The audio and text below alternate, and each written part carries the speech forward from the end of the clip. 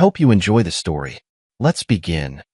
Daniel Hargrove wiped the grease from his hands with a shop rag that had seen better days.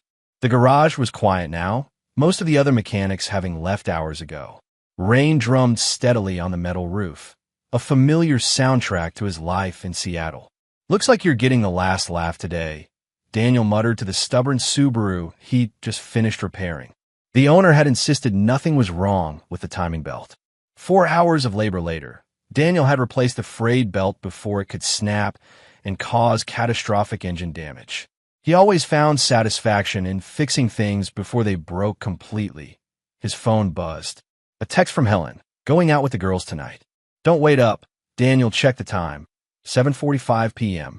The third girls' night this week. He typed several responses, deleted them all, and finally settled on, "Have fun. Be safe." The drive home took longer than usual. Traffic crawled through the rain-slicked streets. The wipers beat a steady rhythm as Daniel replayed the last few months in his mind. The signs had been small at first, Helen turning her phone face down when he entered a room, the new workout clothes, the sudden interest in smoothies and fitness classes, the perfume he didn't recognize he pulled into the driveway of their modest craftsman house. The windows were dark. No signs of dinner. No signs of Helen. Just empty rooms waiting for people who increasingly live separate lives under the same roof. Daniel showered, heated leftover pasta, and settled on the couch. The TV provided background noise while he thumbed through the stack of bills on the coffee table. Helen's credit card statements showed charges at places he didn't recognize, restaurants he knew weren't part of any girls' night, stores that sold things she never brought home. It was nearly midnight when he heard her key in the lock. The door opened, bringing with it the smell of rain, alcohol, and unfamiliar cologne. "You're still up," Helen said, surprise evident in her voice. She didn't meet his eyes. "Just finished some paperwork." Daniel gestured to the bills. "How was your night?" "Fine. Lisa's birthday."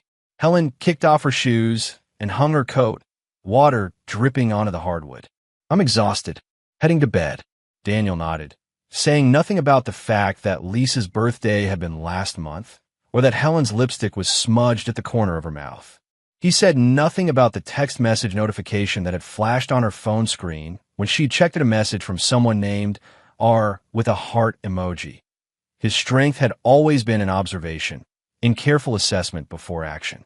In the garage, this skill saved cars and sometimes lives. At home, it was accumulating evidence of something he wasn't ready to name. Daniel turned off the TV and gathered the bills. In the bedroom, Helen was already pretending to be asleep, her breathing too measured to be genuine.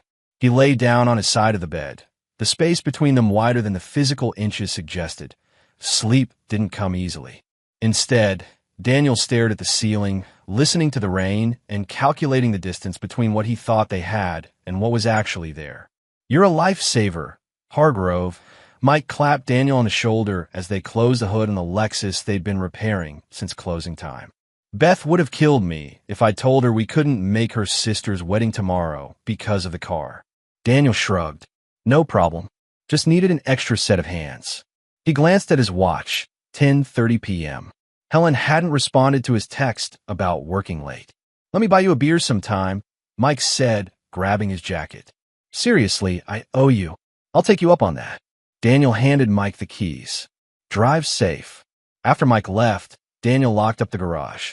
Rain had been falling steadily all day, turning the streets slick and reflective under the streetlights. He climbed into his truck, a solid 4 that had survived nearly a decade of Seattle winters. His phone showed no new messages. Daniel tossed it onto the passenger seat and pulled out of the parking lot. The radio played something melancholy and acoustic as he drove through the green light at Morrison Street. From his left came the sudden glare of headlights, the sound of tires skidding on wet pavement. Daniel turned toward the light, too close, too fast. No time to swerve. Impact came with the screech of tearing metal and shattering glass. His truck spun, the world tilting and whirling around him. Pain exploded in his chest and head as the airbag deployed, punching the air from his lungs. The last things Daniel registered were distant sirens and rain falling through the broken window onto his face. Then darkness swallowed everything. Beeping. rhythmic and insistent. It pulled Daniel toward consciousness, though his body fought against it. Pain throbbed in his head, his ribs, his left arm. The antiseptic smell of hospital surrounded him. "Mr. Hargrove, can you hear me?" A woman's voice, professional but kind. Daniel tried to open his eyes, but they felt weighted. His mouth was dry, his tongue uncooperative. "You're at Harborview Medical Center. You were in a car accident. I'm Dr. Reeves." More beeping, shuffling of papers. The doctor explained his injuries: 3 broken ribs, a concussion, fractured wrist, internal bruising. "Lucky," she called him. The truck had absorbed most of the impact. The other driver, distracted by a phone, had minor injuries. "We've been trying to reach your emergency contact," Dr. Reeves continued. "Your wife hasn't arrived yet." Daniel managed to open his eyes then. The doctor was a blur of white coat and dark hair against fluorescent lights. "Ellen," he mumbled. "Yes, we've spoken with her. She said she's out with friends for a birthday. We explained the situation, but she hasn't come in yet." "Birthday? Again?" Daniel closed his eyes against a wave of nausea that had nothing to do with his concussion. Hours passed in a haze of pain medication and interrupted sleep. Nurses came and went. A different doctor checked his vital signs. Still no Helen. Night fell. A nurse named Lacey adjusted his and checked his temperature. "Has my wife called?" Daniel asked, his voice rough. Something flickered across Lacey's face. Pity, perhaps. "Not since earlier. Would you like me to try again?" Daniel nodded, then winced at the pain the movement caused. Lacey stepped out, but returned shortly. Her expression told him everything before she spoke. "I reached her. She said she's still out and can't make it tonight." Lacey hesitated, then added quietly, "I told her the doctor wanted to discuss your condition with her, that it could be critical. She said to call her tomorrow." The beeping of the heart monitor quickened slightly.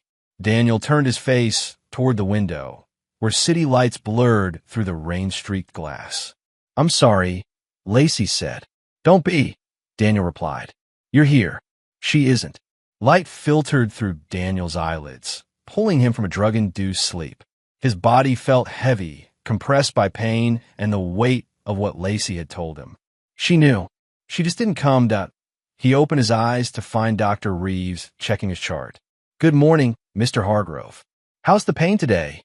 "Present," Daniel managed. His throat felt like sandpaper. Dr. Reeves nodded and adjusted something on his fore. "The medication should help. Your vitals are improving, which is excellent news." She paused, glancing toward the door. "We still haven't been able to have your wife come in. Is there someone else we should contact? Family, perhaps?" Daniel thought of his younger brother, Tanner. "My brother. His number should be in my phone. I'll have a nurse check your belongings." Dr. Reeves made a note. "The neurology team will be by later to assess your concussion. For now, try to rest." Rest came fitfully. Every time the door opened, some part of Daniel hoped it might be Helen. It never was. Nurses, doctors, a hospital chaplain who stopped by briefly. But no wife. It was evening when Lacey returned for her shift. She brought him water and helped him sit up slightly. "Still no sign of her?" Daniel asked. Though he knew the answer, Lacey's lips pressed into a thin line. "No, but we reached your brother. He's coming tomorrow morning." She checked his monitors, then said quietly, "I don't mean to overstep, but this isn't right." She knew how serious your condition was. "I made that very clear." Daniel studied Lacey's face, the genuine concern there. "Thank you for being honest. I've been a nurse for 12 years, she said. "I've seen all kinds of families in crisis. The ones who camp in the waiting room for days. The ones who can't face hospitals because of past trauma. But to just not come all." She shook her head. "Maybe she's afraid," Daniel said, though he didn't believe it. The Helen he'd first fallen for, the woman who'd held his hand at his father's funeral, who'd brought soup to his elderly neighbor during flu season, that Helen would have been here, fear or no fear. Lacey seemed to read his thoughts. "Is there anything else I can do for you?" Daniel considered the question. "My phone. Could I see it?" She retrieved it from his personal effects. The screen was cracked from the accident, but it still functioned. Daniel saw the text notifications. A few from coworkers who'd heard about the accident. One from Tanner saying he was coming, and nothing, absolutely nothing from Helen. He checked their location sharing app. Helen wasn't at their house. She wasn't at her workplace. The map showed her at an address Daniel didn't recognize in Greenwood. "Thank you," he said, handing the phone back to Lacey. Something cold and clear was crystallizing inside him, displacing the confusion and hurt. "Could you do one more thing? Could you tell me exactly what you said to my wife when you called her?" Lacey hesitated, then nodded. "I said you were in a serious accident, that you had multiple injuries, including a head trauma, that the doctors needed to discuss your condition with her urgently, and—" She paused, and that she should come quickly because we couldn't guarantee how the next 24 hours would go. That's standard protocol for severe trauma cases, even when the prognosis is actually better. We want to make sure family has the chance to be here. Daniel nodded slowly. "So you told her I might not make it through the night?" Lacey met his eyes. "Yes, and she still didn't come." In that moment, whatever last thread had held Daniel's marriage together snapped clean. The pain medications couldn't touch the cold, hard knot forming in his chest, a knot made of betrayal, clarity, and the first stirrings of something else. Something like resolve. "You sure about this, man?" Tanner Wolfe looked at his older brother with concern. The doc said another day of observation would be better. Daniel carefully buttoned his shirt over the bandages, wrapping his ribs. Each movement sent pain shooting through his torso, but it was clarifying. Physical pain he could handle. "I'm sure," Daniel said. "I'm not staying here another night." Tanner ran a hand through his disheveled brown hair, the same shade as Daniel's, though Tanner kept his longer. "Where do you want to go?" "Your place." "No." The answer came instantly. "Not there." Tanner didn't need elaboration.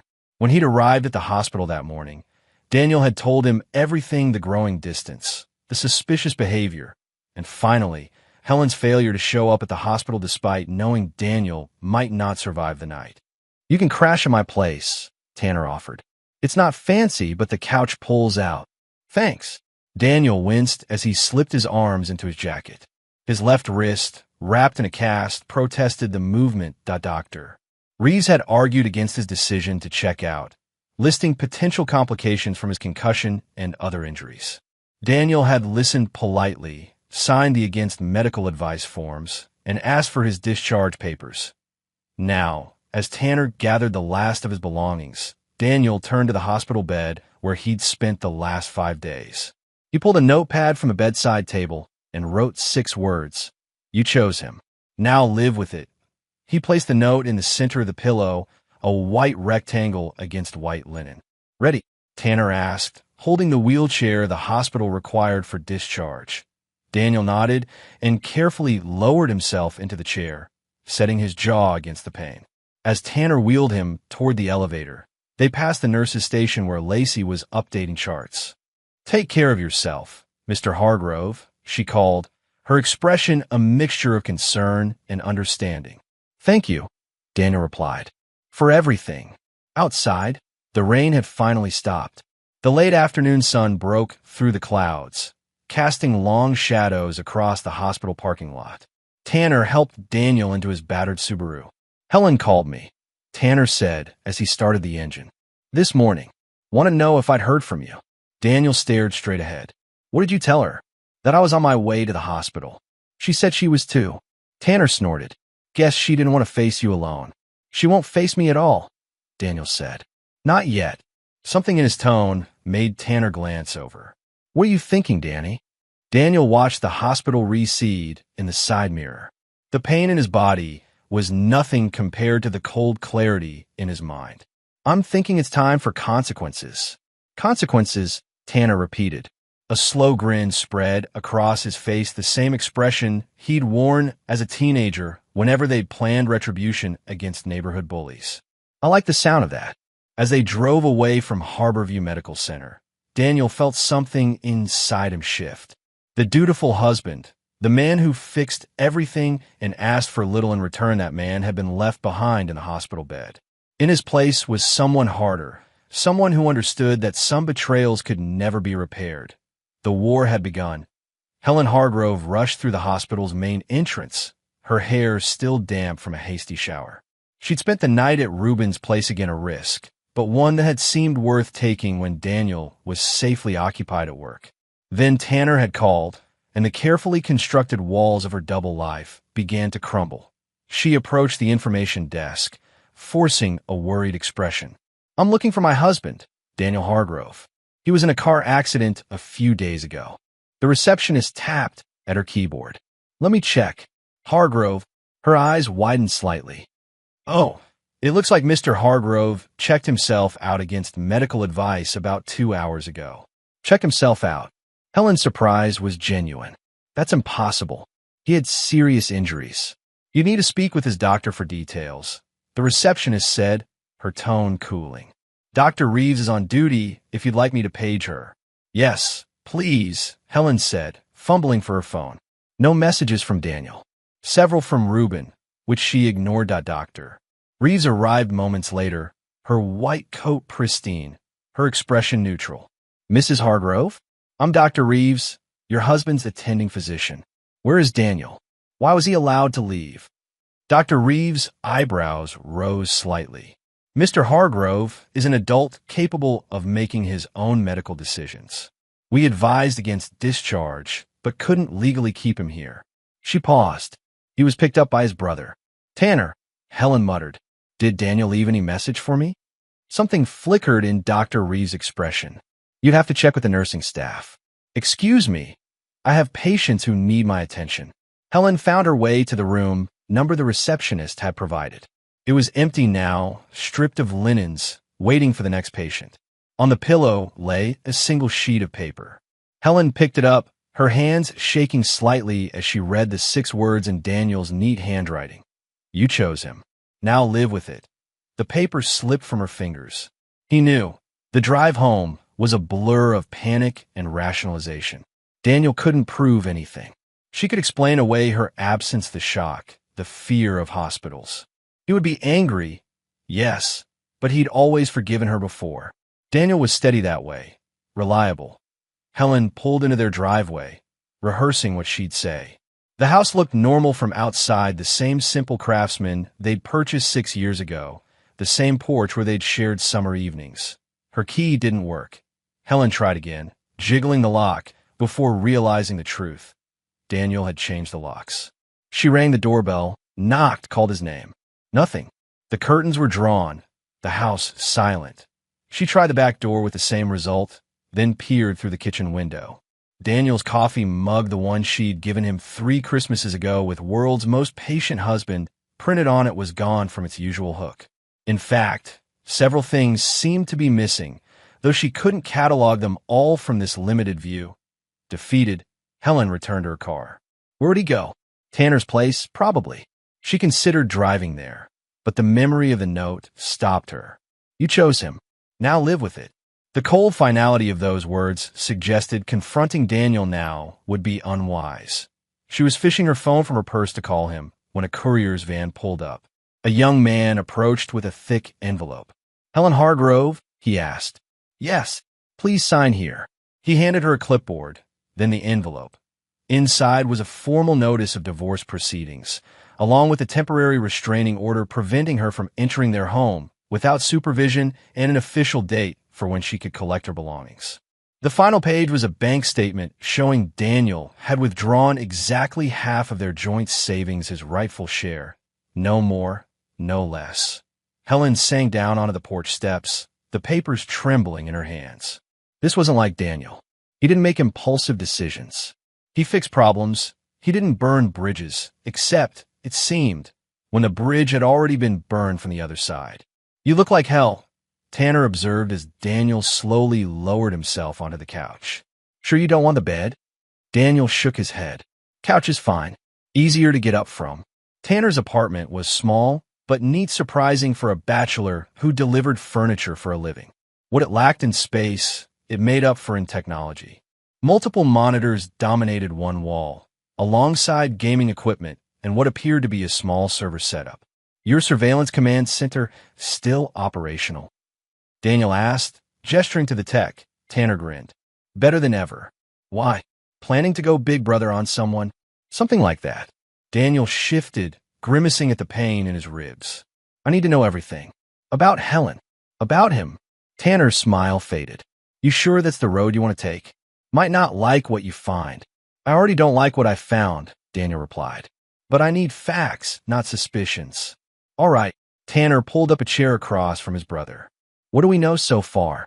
His name might be Ruben. There were texts from someone with that initial. Helen's been going to some fitness place and a smoothie bar. Spending time in Greenwood. Tanner nodded, already typing notes on his phone. What about access? Shared accounts? Social media? We have a joint bank account, though we each have separate personal ones too. Shared cloud storage for photos.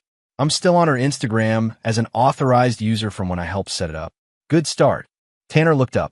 One more thing, how far do you want to take this? Just confirmation she's cheating? Or, Daniel prompted. Tanner met his brother's gaze steadily. Or do you want to burn their worlds down? Daniel thought of the empty hospital room, of Lacey's words. She knew. She just didn't come. The cold clarity that had settled inside him at the hospital crystallized further. I want consequences, he said simply. For both of them. Then we need help, Tanner said. Someone who understands what's at stake. Someone discreet. Daniel considered this. Elena Voss. Tanner's eyebrows rose. Mark's widow? You sure? She knows about betrayal. About grief. Daniel had been Mark Voss's best friend since high school. When Mark died of an undiagnosed heart condition 2 years ago, Daniel had helped Elena through the worst of her grief. And she sees things others miss. I'll reach out to her tomorrow, Tanner promised. For now, you need rest. Doctor's orders. Daniel didn't argue. The day's exertions had drained what little energy his injured body possessed. As he settled onto the couch, pain medication dulling the edges of his consciousness, one thought remained crystal clear. He would have justice, methodically and completely, the same way he fixed engines with precision, patience, and an unflinching assessment of what was broken beyond repair. Elena Voss set 3 coffee cups on Tanner's kitchen table. You look terrible, she told Daniel bluntly, her dark eyes taking in his bruised face and the cast on his wrist. Compared to yesterday, I'm runway ready, Daniel replied, Elena's mouth quirked in a half-smile. Like Daniel, she'd grown accustomed to using humor as armor. Tanner said you need my help with something sensitive. Helen's having an affair, Daniel said without preamble. When I was in the hospital after the accident, she didn't come. Not once, even when they told her I might not make it. Elena's expression hardened. That's beyond an affair. That's abandonment. We're gathering evidence, Tanner explained, gesturing to his computer setup. Digital breadcrumbs, social media, financial records. And you want my input because you understand people, Daniel said. Their patterns, their weaknesses. You saw things in Mark's students that even he missed. Elena had taught art at the same high school where Mark had been a science teacher. Her ability to read people had made her both an effective teacher and someone students trusted with their secrets. She nodded slowly. Okay, what do we have so far? Tanner pulled up several screens: Helen's Instagram account, bank statements, location history from the family sharing app that Helen had apparently forgotten to disable. She's been to this smoothie place at least twice a week for the past 3 months, Tanner pointed out. Ruben's refreshment bar in Greenwood. And she's been taking fitness classes at the gym next door, Daniel added. Always with the same instructor, according to her credit card statements. Guess what his name is? Ruben, Elena stated. Owner of the smoothie bar and fitness instructor. Convenient. They spent hours piecing together the timeline. Helen had started a fitness challenge at her workplace a year ago. The challenge had included discounted classes at Greenwood Fitness, where Ruben taught. The smoothie bar visits began shortly after, then private training sessions, then unexplained absences that aligned perfectly with Ruben's time away from both businesses. Classic grooming pattern, Elena observed. He offers something legitimate: fitness. Health then slowly escalates the personal connection. Does he have social media? Tanner pulled up several accounts: a business page for the smoothie bar, a fitness instructor profile, and a personal page with restricted access. I can't get into his private account without raising flags, Tanner admitted. You don't need to, Elena said. Look at his public interactions with other women who comment on his fitness posts. The same patterns: compliments on their progress, offers of personalized programs, invitations to smoothie tastings. She shook her head. Your wife isn't his first affair, Daniel. This is his business model. Daniel studied the screen, noting the similarities Elena had pointed out. Can we find these other women? See if there's a pattern to how he operates and how it ends. Better, Elena said. We find his wife. His wife. Tanner and Daniel asked simultaneously. Elena pointed to an older post where someone had tagged Reuben Marsh and his lovely wife Ava at a charity event. According to this, he's married. But he hasn't appeared in any of her posts for at least 8 months, and she scrubbed most photos of him from her profile. Classic signs of relationship trouble. They're keeping quiet. Estranged but not divorced, Daniel mused. And potentially a valuable ally, Elena added. If he's been burned by him too. Tanner looked at his brother. How do you want to approach her? Daniel considered this. Carefully. We need more information first. About both of them. I've got something that might help, Tanner said, pulling up another screen. Helen's cloud backup for her phone. She's never been great with tech settings. Everything she deletes stays in the cloud for 30 days. He clicked through folders until he found what he was looking for. Text message backups. Daniel steeled himself as Tanner opened the files. There they were, hundreds of messages between Helen and Reuben spanning months. Flirtations that evolved into explicit exchanges. Plans for meetings. Complaints about their respective spouses. Point one exchange from 3 months ago made Daniel's stomach clench. When are you going to leave that mechanic? You deserve better than grease under his fingernails. H. It's complicated. We have the house. Finances. Besides, Daniel's stable. Reliable. R. Boring, you mean. You need passion, baby. Fire. H. I get that from you. I need his stability. Elena placed a hand on Daniel's shoulder. You okay? I'm fine, Daniel said, his voice steady despite the cold fury building inside him. Just seeing things clearly for the first time. They continued their digital archaeology, excavating the ruins of what Daniel had thought was a solid marriage. What emerged instead was the picture of a woman leading a double life, presenting herself as a devoted wife while seeking excitement elsewhere, and a man who systematically targeted women in committed relationships. There's something else, Tanner said, his voice tight with anger. Messages from when you were in the hospital. Daniel nodded for him to continue. Tanner pulled up the exchange. H. Daniel was in an accident. Bad one. Hospital called at R. Are you okay? H. I'm fine. But they want to come in. R. So go for an hour. Then come back here. H. They said he might not make it through the night. R. That's just what hospitals say. Drama to cover their asses. He'll be fine. Don't ruin our night for their protocol BS. The next message was time-stamped 4 hours later. H. Staying at your place tonight. Don't want to sleep alone. Daniel stared at the screen, the magnitude of the betrayal fully illuminated. Not just an affair, but a calculated decision to prioritize a night with her lover over potentially saying goodbye to her husband. That's it, he said quietly. That's all I needed to see. Elena studied him with concern. What's your next move? Daniel looked from her to Tanner, his decision already made. We find Ava Marsh, and then we start taking everything apart piece by piece. Ava Marsh tucked a strand of auburn hair behind her ear as she set 2 coffee cups on the table.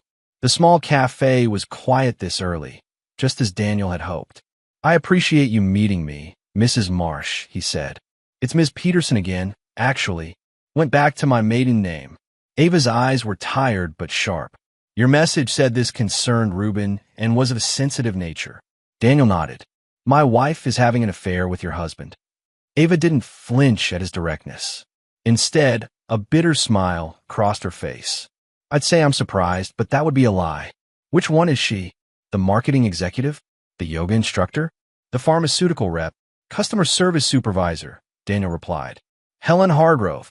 Ava took a sip of her coffee. New conquest. I haven't heard that name before. How many have there been? That I know of? At least 6 since we married. Probably more I never discovered. Ava studied him. You're very calm for a man who just found out his wife is cheating. Daniel touched his still bandaged ribs. I've had some time to process. I was in a car accident last week. Helen chose to spend the night with Reuben rather than come to the hospital, even when told I might not survive. Ava's expression hardened. That sounds like Ruben's influence. He's gifted at making women choose him over their obligations, over their better judgment. That's why I wanted to meet, Daniel said, to understand what I'm dealing with, and to see if you might be interested in some mutual assistance. What kind of assistance? Daniel placed a manila folder on the table. These are copies of text messages between them. Bank records showing how long it's been going on. Evidence of Ruben's pattern with other women. He slid the folder toward her. Might be helpful for your divorce proceedings. Ava opened the folder, scanning the documents with practiced efficiency. You've been thorough, she said, impressed. I believe in doing things right the first time. She closed the folder. What exactly are you proposing, Mr. Hargrove? Daniel, he corrected. And I'm proposing we help each other get what we deserve. You said you went back to your maiden name, but you're still legally married? Ava nodded. Divorce proceedings have stalled. Ruben hid assets, claimed the smoothie bar was failing when it's actually quite profitable. My lawyer's good, but expensive. I'm still gathering evidence. And if you had evidence of his other income streams, of funds he's hidden, her eyes narrowed. I'd be very interested. What do you want in return?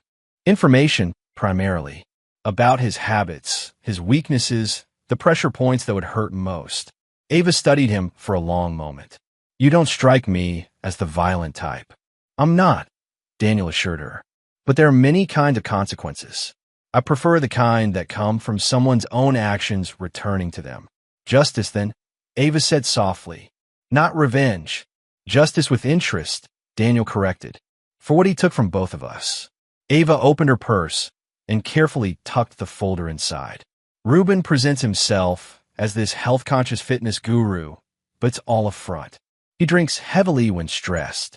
He's deeply in debt from gambling, sports betting mostly, and he's terrified of having his reputation damaged. The smoothie bar and fitness instruction are his entire identity. Daniel nodded, filing away these details. Would you be willing to meet with my brother and a friend? They've been helping me gather information. We could combine what we know, coordinate our efforts. Why involve others?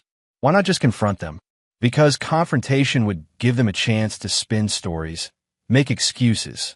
I don't want explanations, Daniel said, his voice hardening slightly. I want them to face the natural consequences of their choices. Ava's lips curved in a small, sharp smile. You know, Daniel, you're nothing like Ruben described you. He told Helen you were boring. Predictable. Being underestimated can be an advantage. True. Ava pulled out her phone. I'm free Thursday evening. Text me the details for our meeting. She stood, gathering her things. One last thing, Daniel. Are you sure you're ready for this? Once we start, there's no going back. Daniel thought of the empty hospital room, of Helen's absence when he needed her most, of the messages revealing how little she valued their marriage. There's already no going back, he replied. There's only forward. City health inspectors shut down Ruben's refreshment bar today, citing multiple code violations, Elena read from her phone.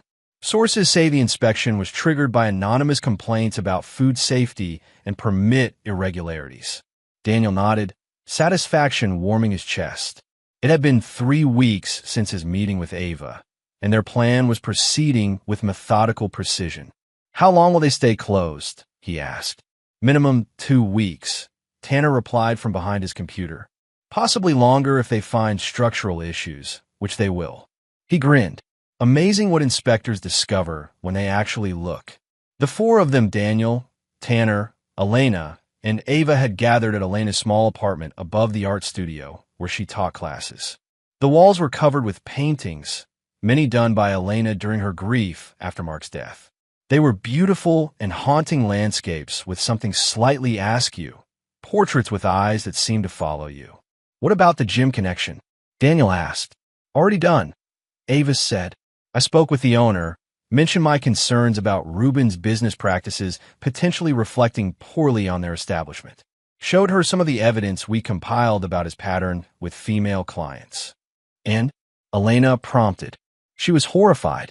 Apparently, there had been complaints before, but nothing concrete enough to act on. What we provided was concrete.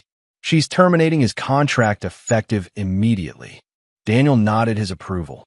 They've been careful to use only legitimate means reporting actual violations, providing documented evidence of inappropriate behavior, filing paperwork through proper channels. Everything above board, yet devastating in its combined impact. What about Helen? Tanner asked. Any movement there? She's called me 16 times, Daniel said. Texted more than that. I haven't responded. Good, Elena said firmly. Maintaining your distance is crucial right now. Let her wonder. Let her worry. She tried to get into the house again yesterday, Daniel added. Neighbor called me. Since his discharge from the hospital, Daniel had been staying with Tanner while renovating a small apartment above a defunct repair shop he'd purchased with his half of the savings. The property would eventually become his own garage, something he'd dreamed of for years, but Helen had always dismissed as impractical. Has she connected the dots yet? Ava asked. Between what's happening to Ruben and your absence? If she hasn't, she will soon, Elena said, especially after the next phase. Daniel glanced at the calendar on Elena's wall, where they'd marked key dates in their plan. The small claims filing is tomorrow. Ava nodded. For the money he borrowed from our joint account. It's not much, but it creates a public record and financial pressure at a time when his business is shut down.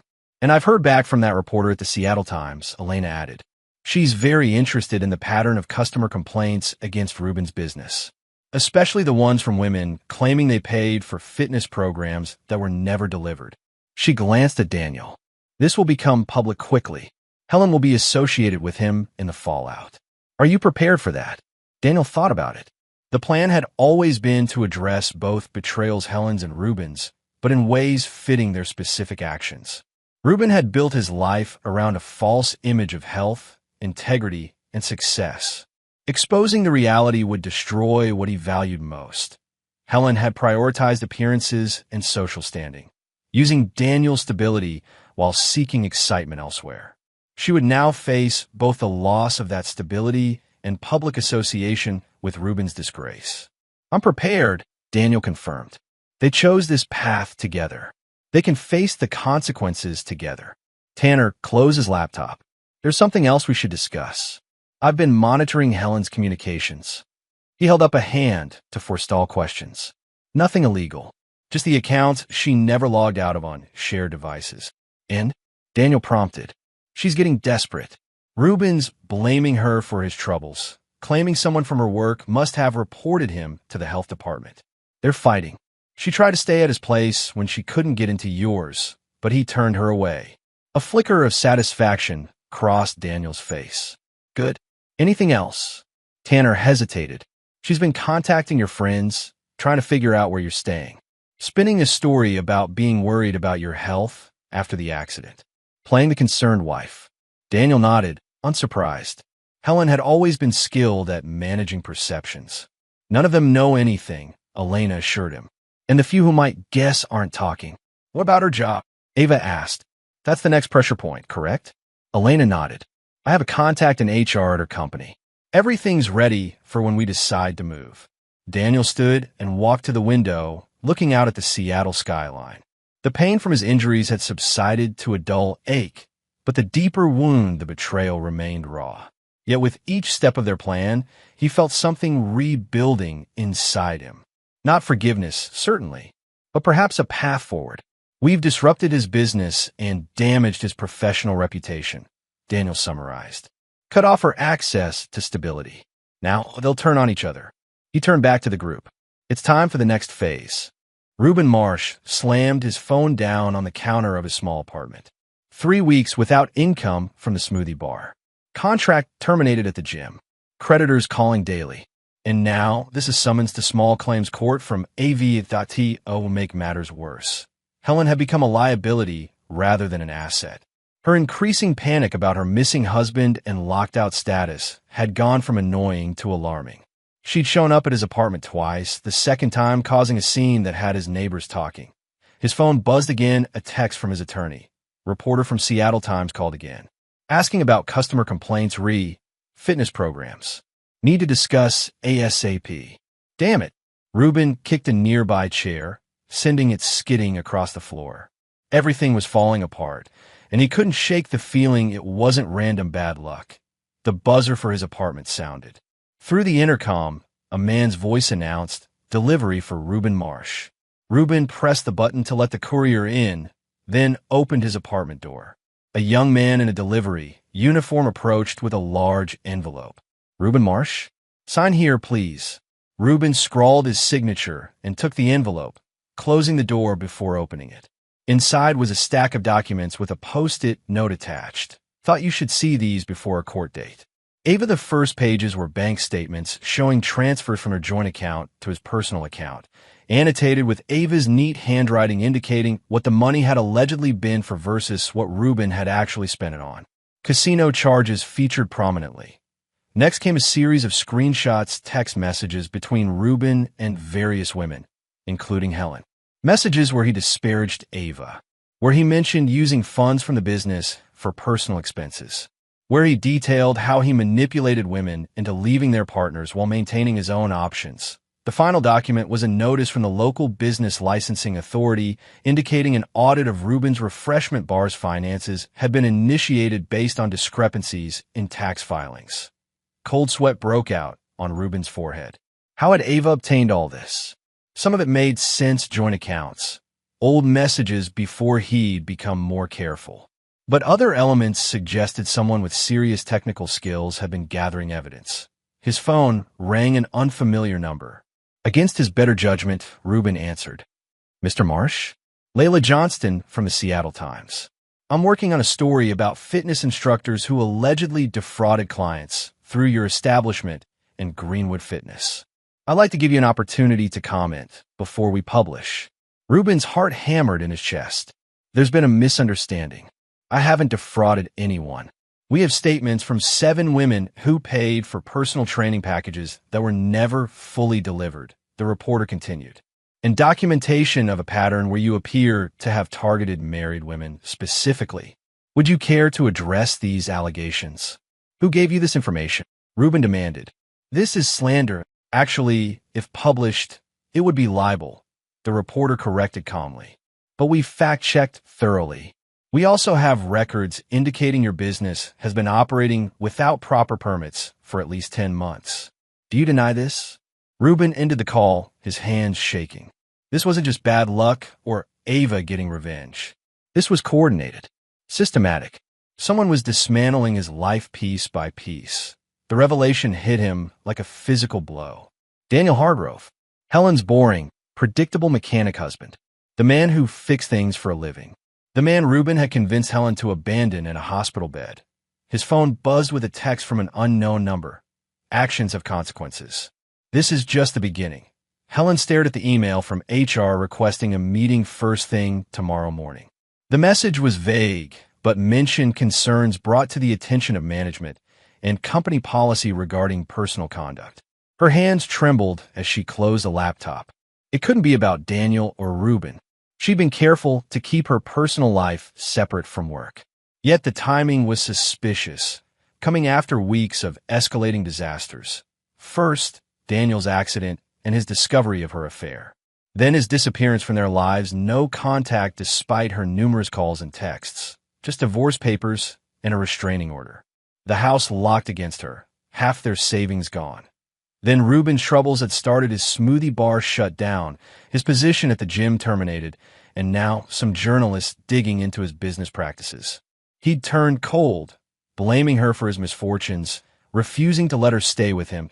She'd been sleeping on her sister's couch for 2 weeks, wearing borrowed clothes, and fielding increasingly uncomfortable questions about where Daniel was and why she couldn't access their home. This can't be happening, Helen whispered to the empty break room. Her carefully constructed life, stable marriage, providing financial security, exciting affair, providing emotional thrills had collapsed like a house of cards. Her phone buzzed with a text from Reuben. We need to talk. Now. Helen sighed and responded. I'm at work. Can't leave. They're going to fire you anyway. Trust me. That a cold chill ran down Helen's spine. What are you talking about? Someone sent screenshots to your HR. Of us. The explicit ones that Helen's vision blurred with panic. The company had strict policies about moral conduct. The pictures Reuben mentioned would definitely qualify as violations. Who would do that? She texted back. Who do you think? Your husband is systematically destroying us. Helen shook her head, though Reuben couldn't see it. Daniel wouldn't. That's not how he operates. Wake up, Helen. The health inspectors, the gym firing me, the journalist. Now it's all connected. He's behind it. The break room door opened, and Helen quickly put her phone away. A co-worker entered, gave her an uncomfortable glance, and promptly left without getting coffee. Word was spreading already. Helen gathered her things and hurried to the bathroom, locking herself in a stall before continuing her conversation with Reuben. If it is Daniel, what can we do? Reuben's response was immediate. Nothing. It's over. I can't see you anymore. What? You can't be serious. I'm about to lose everything, Helen. My business, my reputation. I can't afford any more negative attention. Helen stared at the screen in disbelief. After everything, after choosing Reuben over her husband, after risking her marriage, and now her job, he was cutting her loose when things got difficult. So that's it? After all your promises? Don't make this harder than it is. We had fun, but it's time to be practical. Tears welled in Helen's eyes, but they came from anger more than sadness. Practical is exactly what Daniel offered that you couldn't. Stability, loyalty, not running at the first sign of trouble. Yeah, well, turns out boring Daniel isn't so boring after all. He's systematically burning our lives down. Good luck with the HR meeting tomorrow. Helen wanted to throw her phone against the wall. Instead, she took several deep breaths and typed, "Where did everything go so wrong?" Reuben's final message was brutally honest. When you didn't go to the hospital. That's when you lost the moral high ground. That's when he decided to destroy us instead of just divorcing you. And honestly, can't say I blame him. Helen leaned against the stall door, the truth of Reuben's words sinking in. She'd crossed a line that night, one that transformed Daniel from the dependable, forgiving husband she'd taken for granted into something else entirely. Someone capable of calculated, meticulous revenge. Her phone buzzed with a calendar notification.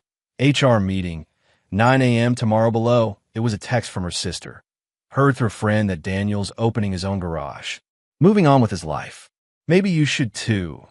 Helen closed her eyes, the weight of consequences finally settling fully on her shoulders. Daniel wasn't just moving on. He was systematically ensuring she and Reuben lost everything they valued before he did. And the worst part? A small voice inside her acknowledged he was right to do so. Elena's art studio smelled of fresh paint and coffee.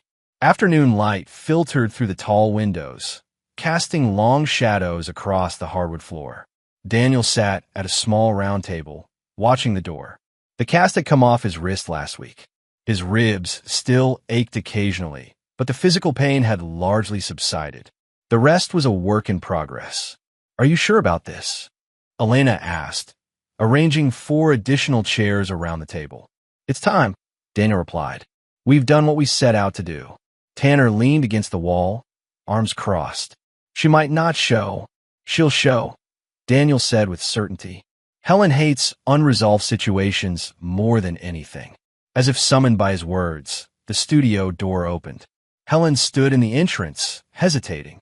She looked thinner than Daniel remembered, dark circles under her eyes, her usually perfect hair pulled back in a simple ponytail. She wore no makeup, which was unusual for her. Daniel, his name on her lips, sounded like a question. Thank you for coming, he said formally, not rising from his chair. Please sit down. Helen approached cautiously, glancing at Tanner and Elena. I thought we were meeting alone. I never said that, Daniel replied. And we're still waiting for 2 more people. As if on cue, the door opened again, and Ava entered. Seeing Helen, her expression hardened momentarily before settling into cool neutrality. She took a seat without speaking. Helen's eyes widened in recognition. You're Reuben's wife. Ex-wife, as of last week, Ava corrected. The divorce was finalized once he realized fighting would only expose more of his misdeeds. Helen looked from Ava to Daniel. Comprehension dawning. You've been working together. All of you. Before Daniel could respond, the door opened a final time. Frankie Mendez, their elderly neighbor, entered with a manila folder tucked under his arm. Sorry I'm late, Frankie said, taking the last chair. Bus was running behind. Helen's confusion was evident. Mr. Mendez? What are you doing here? Frankie smiled kindly. Providing evidence, Mrs. Hargrove. I've been keeping an eye on things for Daniel. Old habits from 40 years as a bus driver, you notice patterns when you watch the same streets every day. What is this? Helen asked, her voice tight with anxiety. Some kind of intervention? A public shaming? No, Daniel said calmly. This is closure. For all of us. He nodded to Ava, who opened her laptop and turned it toward Helen. These are text messages between Ruben and other women dating back 3 years. The same pattern he used with you: compliments, private sessions, emotional manipulation, promises of a future together. She scrolled through several conversations. He was seeing 2 other women while involved with you. Helen stared at the screen, color draining from her face. How did you get these? Ruben used our shared cloud account for backups. Never bothered to change the password after I moved out. Elena picked up the narrative next. Ruben has a system, Helen. He targets women in stable relationships who crave excitement. He makes them feel special, understood. Then he isolates them from their support networks. She slid several files across the table. These are complaints from clients who paid for fitness packages he never delivered. Women who later realized they were being groomed for affairs. Helen pushed the files away. I don't need to see this. I already know Ruben is a liar. He abandoned me when things got difficult, just as you abandoned Daniel when he needed you most, Tanner pointed out. Helen flinched, then turned to Daniel. Is this what you wanted? To show me I made a mistake? To humiliate me? I've already lost everything: my job, my house, my reputation. No, Daniel said quietly. That's not why we're here. Frankie opened his folder and removed several photographs. I took these over the past year, from my apartment window across from yours. He laid them out one by one, images of Ruben's car parked on their street at times when Daniel was at work. Helen letting Ruben in through the back door, embraces in the kitchen visible through the window.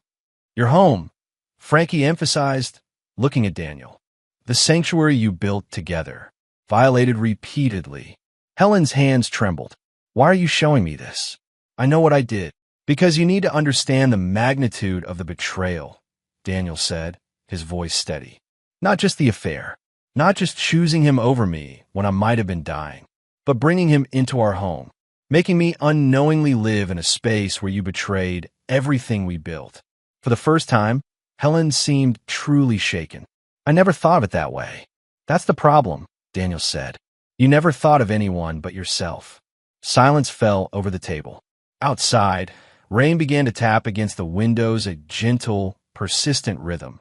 Finally, Daniel leaned forward and met Helen's eyes directly. I survived. You didn't even come to see if I did.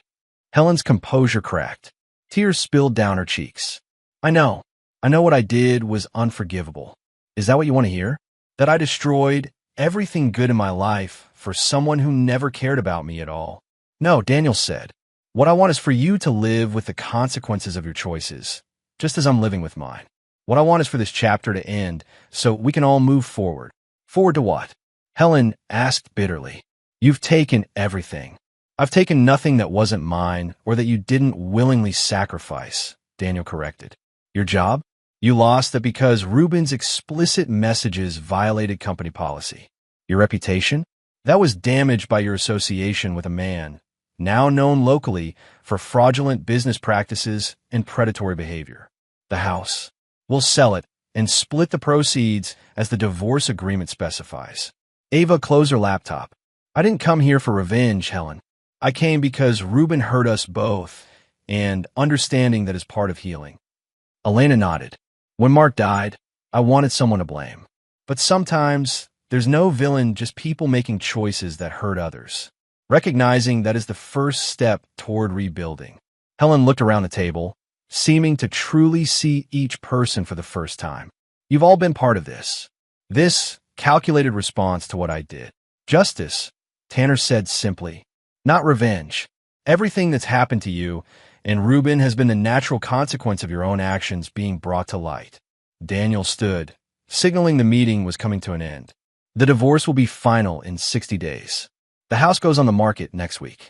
Your things have been packed and are in storage. The access information is with your sister. Helen wiped her tears with the back of her hand. And that's it? We're done. We were done the moment you chose not to come to the hospital, Daniel said, the words holding no bitterness now, just finality. This meeting isn't about us. It's about everyone understanding why things happen the way they did, so we can all move on. Helen nodded slowly, gathering her purse. At the door, she paused and turned back. For what it's worth, Daniel, I am sorry. Not just because I lost everything, but because I hurt you. You deserved better. Daniel didn't respond, but he held her gaze steadily until she turned and left. As the door closed behind her, he felt a weight lift, not completely, but noticeably. Not forgiveness, but perhaps the beginning of something like peace. 2 days later, Daniel stood in the unfinished space that would soon become Hargrove Auto Repair. Sawdust covered the concrete floor, and the smell of fresh paint filled the air. Tanner was installing security cameras while Elena measured wall space for the artwork she'd created for the waiting area. "Delivery from Ms. Voss," called a voice from the door. A courier held out a tablet for Elena to sign. "What's this?" she asked, accepting a thick envelope. "Legal documents, ma'am. Have a good day." Elena opened the envelope, her eyes widening as she read. "It worked," she said, looking up at Daniel and Tanner. The silent investor gambit worked. Daniel allowed himself a small smile. "So you're officially part owner of Ruben's Refreshment Bar?" Elena corrected, passing him the documents. "The business has been liquidated following the extended closure and failed health inspections. As 25% owner, I was entitled to call a vote, which the other investors supported once they saw the financial irregularities we uncovered." Tanner whistled low. "And the proceeds?" "Transferred to Ava as part of her settlement, as agreed," Elena confirmed. Apparently, when Ruben saw the legal documents proving Elena's ownership stake, he didn't even contest it, just signed everything over and walked away. "He knew he was beaten," Daniel said, reviewing the paperwork.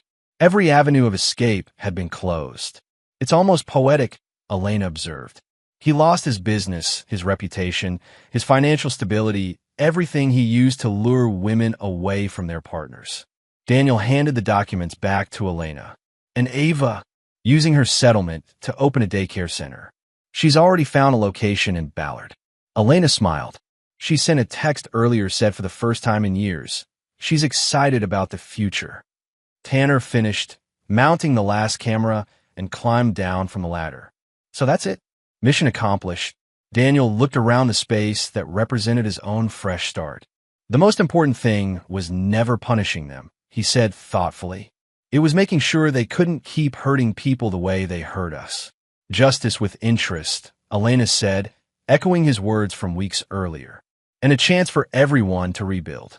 Daniel nodded, feeling the rightness of it settle in his chest.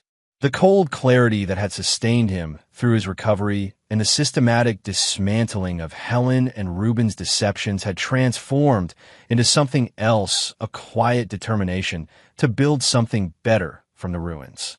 Rebuilt on stronger foundations, he agreed. 3 months later, the bell above the door jangled as a customer entered Hargrove Auto Repair. Daniel looked up from the engine he was diagnosing and nodded to Tanner, who manned the front desk when not making furniture deliveries. "Welcome to Hargrove's," Tanner called. "How can we help you?" The woman explained her car was making a strange noise when turning left. As Tanner took down her information, Daniel returned his attention to the engine, a classic Mustang with a timing issue that most shops had misdiagnosed. He'd promised the owner it would be running perfectly by the weekend, and Daniel Hargrove didn't break promises. The garage had been open for just over 2 months, but already they had a steady stream of customers, many referred by his former boss, who'd been understanding about Daniel's departure. "Always knew you'd open your own place someday," he'd said. "Just thought Helen would be more supportive of the idea." The divorce had been finalized a month ago. The house had sold quickly, providing Daniel with additional capital for the business. He lived in the apartment above the garage, small but functional, with large windows that let in plenty of light. Elena had helped him furnish it, her artist's eye bringing warmth to the space without unnecessary clutter. At noon, the door chimed again. Elena entered carrying a tray from the art studio and cafe she'd opened next door. "Lunch delivery," she announced. "Sandwiches from the new deli on Westlake." Daniel wiped his hands and joined Tanner at the small table in the corner that served as their break area. Elena set out the food, then pulled up a chair. "How's the class coming along?" Daniel asked. Elena had started teaching art therapy sessions 2 evenings a week, focusing on people working through grief and major life transitions. "Full registration," she replied with quiet pride. "Had to start a waiting list for the next session." "Not surprised," Tanner said around a mouthful of sandwich. "You've got that magical combination of talent and not making people feel stupid for having feelings." Elena laughed. "That might be the strangest compliment I've ever received, but I'll take it." They ate companionably, discussing weekend plans and local news. No mention of Helen or Ruben. Those conversations had naturally faded over time, not through avoidance, but because life had simply moved forward. Daniel had heard through mutual friends that Helen had moved to Portland for a fresh start. Ruben had apparently left Seattle entirely, heading to Southern California, where his particular brand of fitness enthusiasm might find a more receptive audience. Neither fact elicited strong emotion in Daniel anymore, just a distant acknowledgement, like noting changes in the weather. After lunch, as Elena gathered the wrappings, she mentioned casually, "Frankie's stopping by later. Says he has news." Daniel nodded. Since the confrontation at Elena's studio, Frankie had become a regular presence in their lives, stopping by the garage with coffee, joining them occasionally for dinner, offering gentle wisdom wrapped in neighborhood gossip. "I'll make sure I'm free," Daniel promised. Later that afternoon, the elderly man arrived, moving more slowly with his cane than usual. "The rain makes my joints complain," Frankie explained as Daniel pulled up a chair for him in the office. "Small price to pay for the wisdom of years, I suppose." "What's this news Elena mentioned?" Daniel asked, pouring coffee from the pot they kept brewing for customers. "Ah, yes." Frankie accepted the cup gratefully. "I've been offered a position with the neighborhood association, sort of a community watchdog role. Keeping an eye on local businesses, reporting code violations, that sort of thing." Daniel smiled. "Sounds perfect for someone with your observational skills." "That's the thing," Frankie said, leaning forward slightly. "I recommended you for the business development committee. They need someone with integrity and practical know-how." "Me?" Daniel was surprised. "I've only been open a couple months." "It's not about how long you've been in business," Frankie said. "It's about character. After what happened with that smoothie shop fellow, all those violations that went unreported for so long, the association wants business owners who understand the importance of doing things right." He sipped his coffee. "Besides, you've lived in this neighborhood for years. You care about it." Daniel considered the offer. Before, with Helen, community involvement had always taken a back seat to her social preferences. She'd wanted to be seen at the right events, not commit to the unglamorous work of neighborhood improvement. "I'd be honored," he told Frankie. "When's the first meeting?" "Thursday evening. I can pick you up if you'd like." "I'd appreciate that." After Frankie left, Tanner poked his head into the office. "Committee man now, huh? Getting all respectable and civic-minded." Despite the teasing tone, pride was evident in his voice. Daniel shrugged. "Seemed like a good way to give back. Make sure what happened with Ruben's place doesn't happen again." "From justice to prevention," Tanner observed. "Evolution in action." Daniel considered his brother's words as he returned to the Mustang. There was truth there. He had evolved. The cold determination to see justice done had thawed, revealing something more constructive underneath. Something focused on building rather than dismantling. As he worked, he glanced around the garage's garage. Clean, well-organized, every tool in its place. Through the side window, he could see into Elena's studio, where she was helping a customer choose between framed prints. Life continuing, growing, rebuilding. Not despite the past, but incorporating its lessons. When he'd left that note on the hospital pillow, "You chose him. Now live with it." Daniel had been speaking to Helen. But in a way, he'd been speaking to himself too. He'd chosen this path of quiet strength, of principled action rather than bitter recrimination. And now he was living with it, in the best possible sense. Rain pattered against the windows of Daniel's apartment above the garage. He and Frankie sat on the small balcony beneath the overhang, protected from the downpour, while still enjoying the fresh, clean scent it brought to the air. Neighborhood committee likes your proposal for the summer street fair, Frankie said, sipping from a mug of coffee. Otto's safety checks for the kids' bicycles was a nice touch. Seemed practical, Daniel replied. And it's good advertising for the shop. 6 months had passed since Hargrove Auto Repair had opened its doors. Business was steady, growing mainly through word-of-mouth referrals.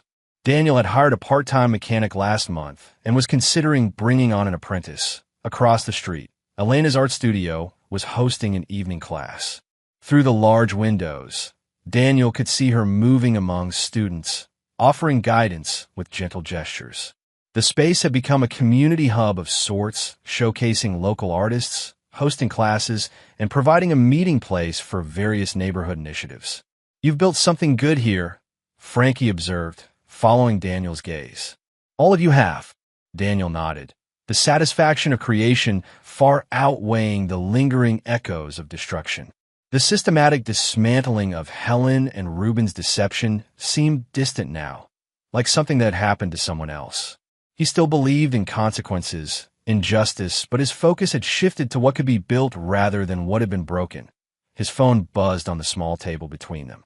Daniel glanced at the screen and frowned slightly. A message from Helen, the first in nearly 2 months that I lost everything. Please just talk to me. Daniel picked up the phone, thumb hovering over the delete button.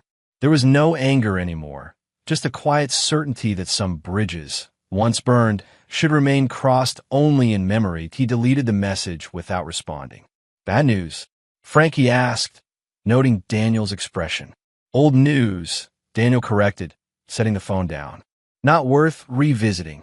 They sat in comfortable silence, watching the rain wash the city clean. Streetlights reflected in puddles, creating constellations on the wet pavement. Some people see rain and think it ruins the day, Daniel said after a while. I think it just washes everything fake away. Frankie nodded, understanding the layers in Daniel's words. Leaves only what's solid enough to remain standing. Exactly. Beyond the rain, life continued. Tanner was coming for dinner later, bringing food from the new Thai place that had opened where Ruben's smoothie bar once stood. Elena would join them after her class, probably with a bottle of wine and stories about her students' progress. Small moments of connection, genuine and unforced, Daniel had survived. Not just the accident, but the betrayal that had followed, had transformed it into something constructive rather than consuming. The empty hospital bed had become a turning point rather than an end point, as twilight deepened and the rain continued its steady rhythm. Daniel felt the last pieces settle into place. Not perfection, certainly, but something real, something honest, something that could weather future storms without washing away.